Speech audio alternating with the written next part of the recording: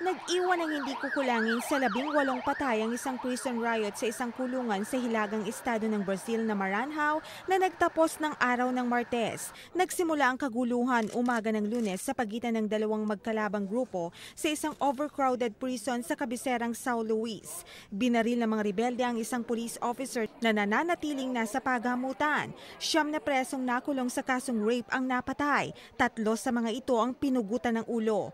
Ang ibang mga labi ay natagpuan ng nilusob ng mga pulis noong Martes ang penitentiary at tinapos ang rebelyon. 5 prison agents ang ginawang hostage. Nabalam ang mga negosasyon dahil sa mga shootouts at sa panibagong pagtatangkang mag-riot.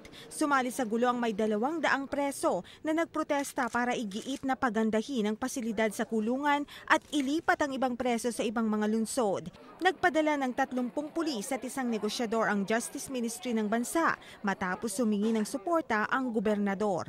Para sa iBalita, ako si Rachel Jonedo.